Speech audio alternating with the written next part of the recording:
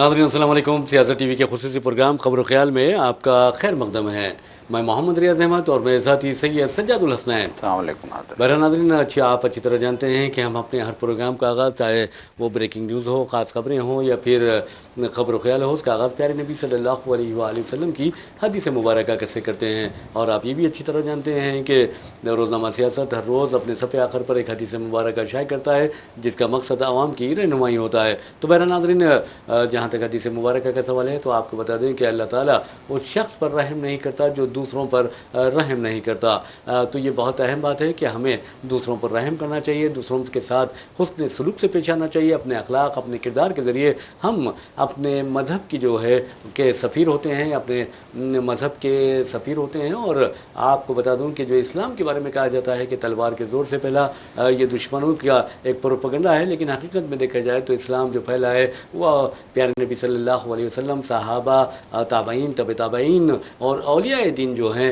उन और मुसलमानों के अखलाक से, किरदार से फैला है। और उनके जो लेन देन है उन मामला से फैला है, क्योंकि जिस लेन देन में दयानतदारी होती है उसमें बरकत होती है। तो बहरहाल आपको बता दूं कि मुसलमान ख़ास तौर पर नाप तोल में आप कोई बदनवानी का इर्तिकाब नहीं करते, ये मुसलमानों के बारे में मशहूर है। और अगर कोई करता है तो समझिए कि वो अपने अमल का ज़िम्मेदार है। तो बहरहाल नाज़रीन, चलते हैं ये हदीस मुबारक की तरफ। तो चल हमने आपको सुनाई हदीस मुबारक, लेकिन जहाँ तक खबरों का सवाल है तो आपको बता दूं कि अमेरिका ने ईरान के साथ जो अमन माहिदा है, याददाश्त मुफाहमत पर जो दस्तखत हुई थी, उसके बाद जिस जंगबंदी का ऐलान किया गया था और जंगबंदी के बाद आपने देखा कि सारी दुनिया में एक सुकून महसूस किया जा रहा था। अमेरिका ने अब उस सुकून को ख़त्म करने का ऐलान कर दिया है, यानी जंगबंदी जो ईरान के साथ है वो ख़त्म करने का ऐलान कर दिया। और न सिर्फ ऐलान कर दिया बल्कि अमेरिका ने ईरान के कम अज़ कम 80 अहदाफ को यानी मुकामात को निशाना बनाया है। और फिर ईरान ने भी उसका जवाब अपने हमलों के ज़रिए दिया है। कुवैत पर और बहरीन पर अमरीकी मफादात को ईरान ने निशाना बनाते हुए हमला किया है। तो बहरहाल आपको बता दूं कि हमने बार बार यही कहा है अपने प्रोग्राम के ज़रिए। आप अपने हमारे प्रोग्राम्स देखिए कुछ दिनों के पहले, जिसमें हमने बताया था कि 4 माह बाद इसराइल में इंतखाबात होने वाले हैं और उन इंतखाबात को में कामयाबी के लिए नेतन्याहू एड़ी चोटी का जोर लगा रहे हैं। और एड़ी चोटी का जोर लगाते हुए वो चाहते हैं कि जंग का माहौल बना रहे। अगर जंग का माहौल बना रहता है तो फिर वो कामयाब हो सकते हैं, वरना कामयाब नहीं हो सकते। और हमने आपको बताया था कि नेतन्याहू और इसराइल अमन माहदे को सबोताज करेंगे। और आपने देखा कि अब अमेरिका ने हमला किया, ईरान ने हमला किया। उसके बाद आपने देखा कि अब अमेरिका ने ये ऐलान कर दिया है कि हम जंग बंदी ख़त्म करते हैं। अब अमेरिका ने यह भी कह दिया है कि ईरान को जिस तरह इजाज़त दी गई थी कि वो अपना तेल फ़रोख्त कर सकता है, लेकिन अब वो तेल फ़रोख्त नहीं कर सकता। अमेरिका ने ये बात कही है। आबनाए हुर्मुज़ पे आप देखेंगे कि जो जहाज़ थे वो मुख्तलिफ ममालिक को रवाना हो रहे थे, अब फिर बेशुमार जहाज़ आबनाए हुर्मुज़ में फंस गए हैं। और एक अहम बात यह है कि जहाँ तक अमेरिका का सवाल है, अमेरिका तो इसराइल के इशारों पर काम कर रहा है। ये कहा जा रहा था और ये भी कहा जा रहा था कि डोनाल्ड ट्रंप को तो नेतन्याहू ने अपने जेब में रख लिया है, जैसा चाहे वो इस्तेमाल करते हैं। लेकिन नाज़रीन, आपको बता दूं कि अब जबकि अमेरिका ने ईरान को तेल फ़रोख्त करने की इजाज़त दे दी थी और अब उस इजाज़त को भी वापस ले लिया है, जिसके बाद आलमी मार्केट में तेल की कीमतों में 5 से लेकर 7% इजाफा हो गया है। ये है ब्रेकिंग न्यूज़ है, ये ख़ास खबर है। ये आपको बता दूं कि खबर ख्याल की पहली खबर है। और हम चलते हैं सज्जाद साहब के पास। जी रियाज साहब, देखिए, एक जानिब तो जो है अमेरिका ने जंगबंदी का माहिदा किया था और आपने भी देखा कि किस तरीके से जो है इजराइल को तंबी की गई थी कि तुम अब इस मामलों में नहीं आओगे, तुम बमबारी नहीं करोगे, तुम जंगबंदी के ख़िलाफ़ कार्रवाई नहीं करोगे, तुम जंगबंदी की खिलाफ वर्जी नहीं करोगे, तुम लबनान में बमबारी नहीं करोगे। इस तरह से धमकियां दी गई थी इजराइल को। और आज वही अमेरिका ख़ुद ही जंगबंदी ख़त्म करके जो है ईरान पे बमबारी फिर से जो है उसने शुरू कर दी है। ईरान के जो दिफाई ठिकाने हैं उस पर बमबारी शुरू कर दी है और कहा है कि अब जंगबंदी के जो बातचीत थी या फिर जंगबंदी के जो नुकात थे हम उसको मुस्तरद करते हैं। देखिए, जंगबंदी के नुकात में एक अहम नुक्ता ये भी था कि ईरान को तेल फ़रोख्त करने की पूरी आज़ादी होगी। बिला मशरूत वो तेल अपना बेच सकेगा दूसरे मुल्कों को। اور پھر دوسری اہم بات یہ تھی اس جو ہے اس خاص طور پہ اس شرائط میں جو معاہدے کی جو شرائط تھیں ان شرائط میں دوسری خاص بات یہ تھی کہ آبنائے ہرمز کا کنٹرول بھی جو ہے پوری طریقے سے ایران کے پاس ہی ہوگا، چونکہ آبنائے ہرمز ایران کی آبی حدود میں آتا ہے، اسی لیے آبنائے ہرمز کا کنٹرول بھی ایران کے پاس ہوگا۔ لیکن اب امریکہ یہ کہہ رہا ہے کہ ایران کو تیل بیچنے کے لیے امریکہ کی اجازت لینی ہوگی اور آبنائے ہرمز پہ ایران کو امریکہ کے ساتھ کنٹرول میں شراکت کرنی ہوگی۔ مطلب یہ کہ آبنائے ہرمز سے جہازوں کے جانے کے جو مطلب ہے کہ جانے کی اجازت دینے کا معاملہ ہوگا وہ امریکہ کے ساتھ مل کے طے کرنا ہوگا، اور آبنائے ہرمز میں امریکہ کے فوجی بھی تعینات رہیں گے، وہ بھی اس آبی گزرگاہ کی جو ہے نگرانی کرتے رہیں گے، یہ ٹرمپ کا کہنا ہے۔ تو بہرحال جو ہے جیسا کہ آپ نے ایک اہم نقطہ جو ہے اٹھایا ہے کہ اصل میں اسرائیل میں الیکشن ہے، اور اس الیکشن میں جو ہے نیتن یاہو کا جیتنا بہت لازمی ہے۔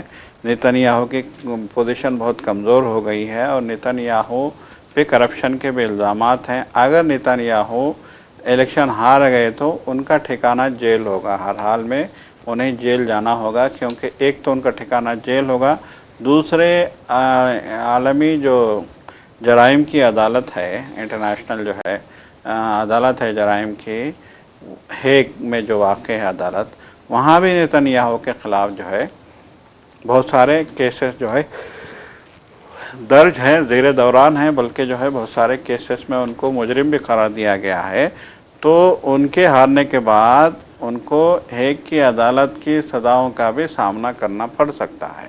مطلب یہ کہ نیتن یاہو کے لیے یہ الیکشن بہت اہم ہے۔ اور دیکھیے ریاض صاحب، صرف 2 دن پہلے ایک خبر آئی تھی، شاید آپ نے بھی نوٹ کی ہوگی، جی کہ اسرائیل کے سابق فوجی سربراہ الیکشن میں آ گئے ہیں، جی ہاں کود گئے ہیں وہ الیکشن میں، اور وہ الیکشن جو ہے لڑنا چاہتے ہیں وزیر اعظم کے عہدے پہ، براہ راست وزیر اعظم کے عہدے پہ لڑنا چاہتے ہیں، اور اپوزیشن پارٹیوں نے ان کی حمایت کا اعلان کیا ہے اسرائیل کی۔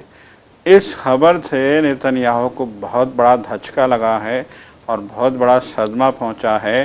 اور ماہرین کا دیکھیے، اسرائیل کی سیاست پہ نظر رکھنے والے ماہرین کا کہنا ہے کہ اگر سابق فوجی سربراہ میدان میں اتر گئے تو پھر نیتن یاہو کا ہارنا یقینی ہو جائے گا۔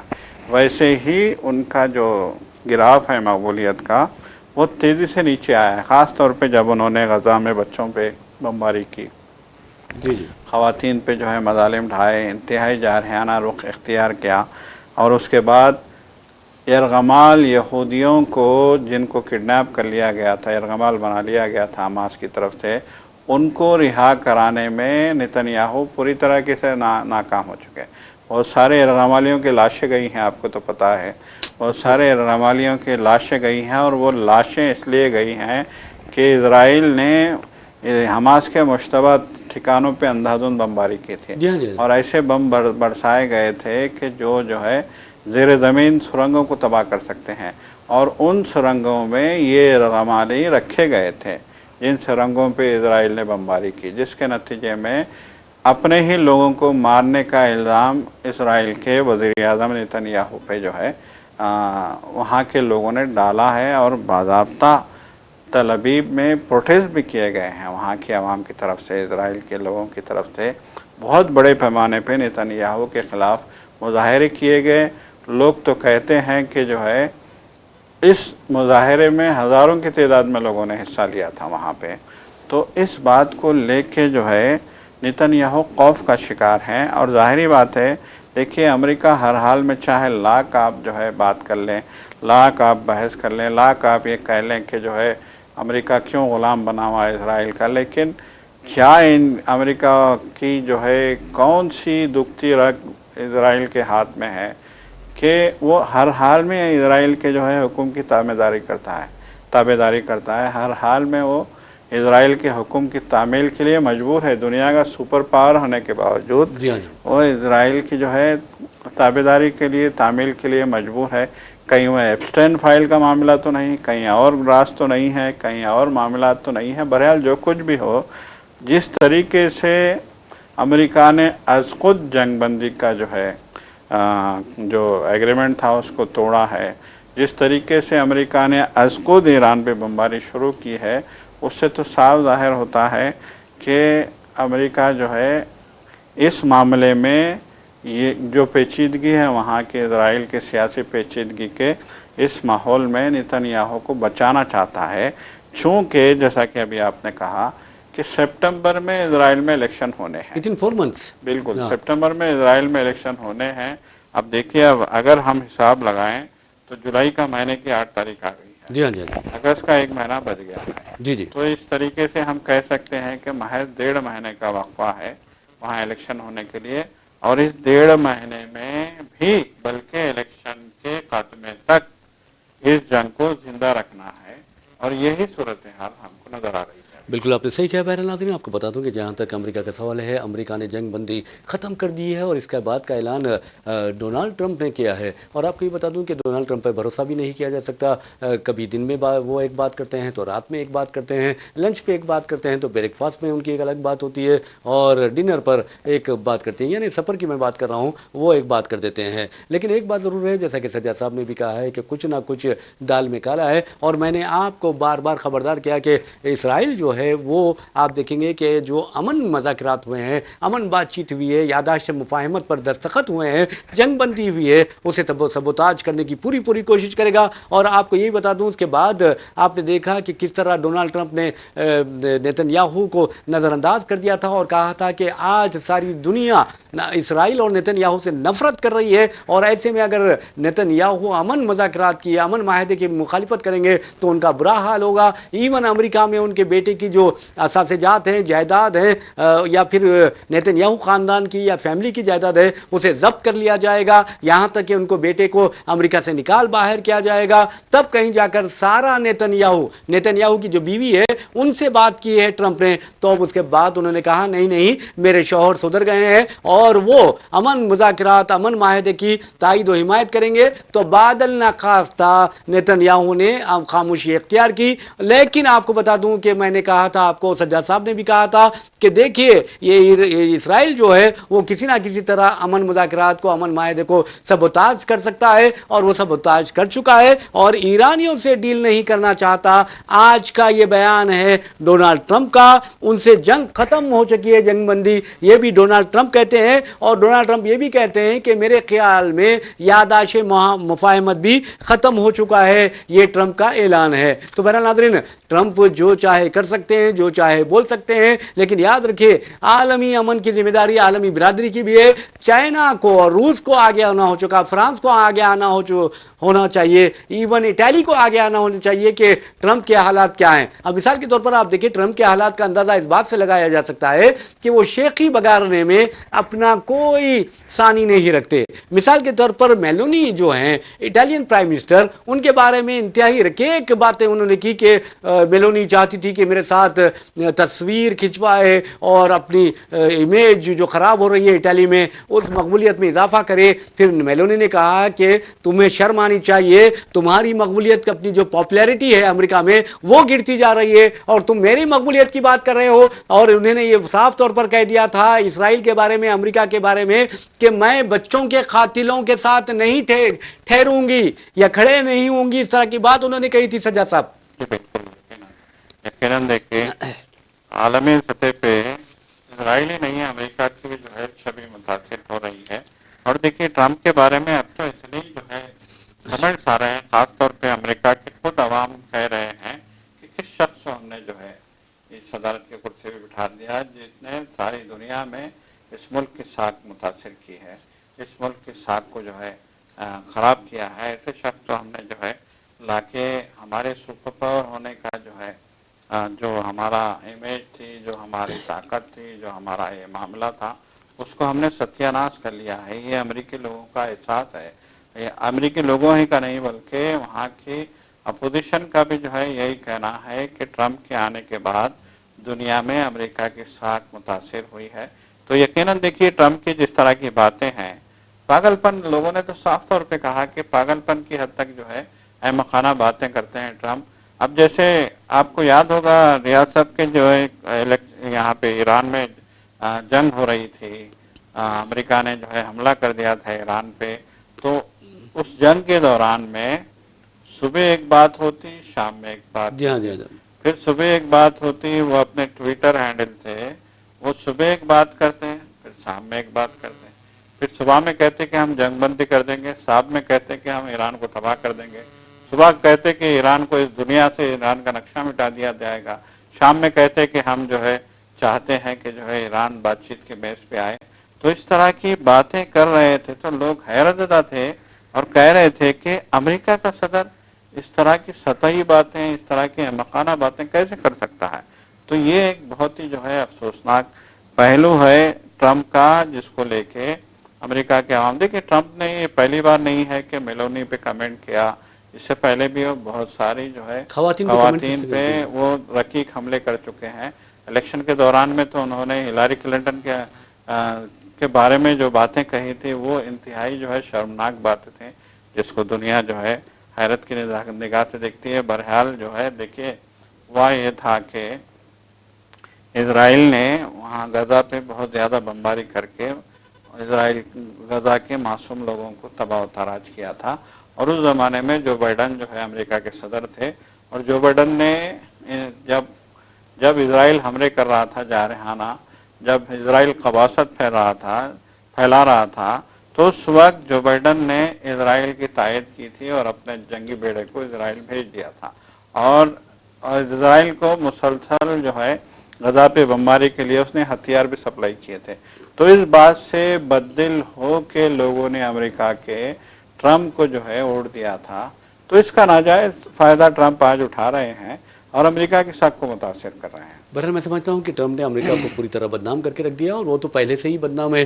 آپ دیکھیے جس انداز میں مختلف اسکیمس میں ان کا نام آیا ہے, مختلف آپ دیکھیے کئی ایک الزامات ہیں, ایون جنسی استحصال کے بھی الزامات ٹرمپ پر عائد کیے گئے ہیں. تو بہرحال ناظرین, یہ امریکی عوام کا قصور ہے کہ وہ اس طرح کے ایک شخص کو صدر منتخب کرتی ہے, جبکہ اس کی جو باڈی لینگویج ہے, اس کا لب و لہجہ جو ہے وہ بہت ہی خطرناک ہے, یعنی معمول کے مطابق نہیں ہے. تو بہرحال ناظرین, ایک اور خبر کی جانب ہم لیے چلتے ہیں آپ کو, اور اس خبر کا تعلق آپ کو بتاتے ہیں مغربی بنگال سے ہے. لیکن آپ کو پہلے یہ بتائیں گے کہ ایران کے جو حالات ہیں, اور ان حالات میں دیکھیے ایران کے جو شہید سپریم لیڈر ہیں آیت اللہ علی خامنہ ای, ان کے جذب خاکی کو کربلا مولا لایا گیا, نجف اشرف لایا گیا ہے. اور آپ کو یہ بتا دوں کہ کل ان کی تدفین حضرت امام رضا رضی اللہ تعالیٰ عنہ کے روز مبارک کے احاطے میں کی جائے گی مشہد مقدس میں. تو اس کے بعد آپ دیکھیں, اس سے پہلے بھی جیسے کہ جلوس جنازہ مختلف شاہراہوں پر گشت کر رہا تھا, اس وقت بھی ٹرمپ کا ایک بیان آیا تھا. انہوں نے کہا تھا کہ ہم چاہتے تو نماز جنازہ کے دوران ہی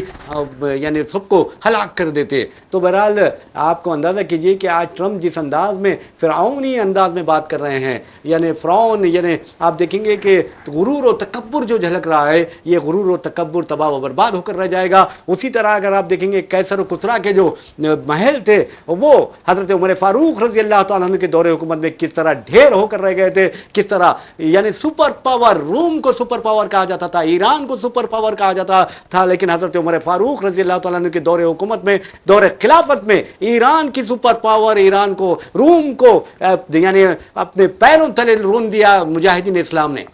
کہ بالکل یقیناً دیکھیں فرعونیت کبھی نہ چلی ہے نہ چلے گی. آج کے جو ہے دور کے اگر فرعون بننا چاہ رہے ہیں کوئی بھی قائد, کوئی بھی لیڈر, کوئی بھی جو ہے ملک کی سربراہ, تو یہ اس کی خام خیالی ہے. دیکھیے خدا کی لاٹھی جو ہوتی ہے وہ بے آواز ہوتی ہے, اور وہ ظلم کی جو ہے بہت لمبی عمر نہیں ہوتی. سجاد صاحب بالکل آپ نے صحیح کہا. چلیے, ظلم کی عمر لمبی نہیں ہوتی, اور اس کا ثبوت ہم آپ کو مغربی بنگال میں پیش کرتے ہیں. آپ دیکھیں گے کہ 3 یا 4 دن پہلے آپ نے دیکھا کہ کس طرح ایک واقعہ منظر عام پر آیا مغربی بنگال کا, جہاں پر ایک 13 سالہ مسلم لڑکی کا آپ کو بتا دوں کہ اغوا کیا گیا, پھر اس کا ریپ کیا گیا, یعنی اجتماعی عصمت ریزی کا اسے شکار بنایا گیا. 5 افراد اس میں ملوث تھے, جس میں ایک بی جے پی کا کارکن بھی موجود تھا, تو ملوث تھا. تو बहरहाल 5 लोगों ने उसके साथ मुंह काला किया, बच्ची का कत्ल किया और फिर उसकी लाश को एक बोरे में बंद करके यानी एक थैले में बंद कर उसे तालाब में फेंक दिया। और आपको बता दूं कि आज उसका जो एक कलीदी मुलजिम है जिसका नाम प्रभास मंडल है और उसका इनकाउंटर हो गया और पुलिस इनकाउंटर में वो मारा गया। और अच्छी बात ये हुई कि उसकी जो माँ है, माँ को पुलिस ने इत्तला दी कि उनके बेटे का इनकाउंटर हो गया है। तो उस माँ ने कहा कि जिस तरह का उसने घिनौना जुर्म किया है उसको उसकी एक अमल की उस सज़ा मिली है और तुम ले जाकर उसे दफना दो, उसे कहीं फेंक दो, लेकिन मैं उसकी लाश कबूल नहीं करूँगी।